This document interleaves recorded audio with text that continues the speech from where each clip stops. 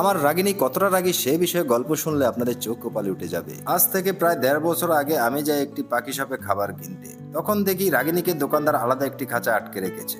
দোকানদার বলল ও বদমেজাজি আমার দুটা ছেলে পাখিকে মেরে ফেলেছে। আমি বললাম ভাই এত রাগী, তাহলে তো ওটাকে আমার নিতেই হবে। দোকানদার ছিল আমার পরিচিত, বলল ভাই এই পাখিটি আপনি নিয়েন না, আপনার অন্য পাখির যদি সমস্যা করে তাহলে এর জন্য দায়ী আমি নয়। আমি বললাম ওকে কিভাবে টাইট দেওয়া যায় সব সিস্টেম আমার জানা আছে। দোকানদার থেকে ওকে নিয়ে আসলাম বাসায়। বাসায় কয়েকটি ছেলে পাখি ছিল। আমি চেষ্টা করি রাগিনীর সাথে জোড়া দেওয়ার জন্য, কিন্তু রাগিনীর খাঁচা যাকেই ঢুকায় তাকেই উত্তম মধ্যম দেয়। এইভাবেই রাগিনীকে কিছুদিন সিঙ্গেল রেখে দেই। একদিন সন্ধ্যাবেলা খাওয়ার জন্য বাজার থেকে নিয়ে আসলাম দুটা মর্দা হাঁস। চিন্তা করলাম রাতের বেলায় হাঁসগুলো কোথায় রাখব। ভাবলাম রাগিনীর খাঁচায় রেখে দিই, ওর একটু শিক্ষা হবে যদি ও ভয় পায়। পরদিন সকালবেলা হাঁসগুলোর চিৎকার শুনে দৌড়ে গেলাম খাঁচার কাছে। গিয়ে দেখি আমার দুটো হাঁসকে টাকলা বানিয়ে ফেলেছে। হাঁসের মাথায় বসে হাঁসকে খুব কামড়াচ্ছে।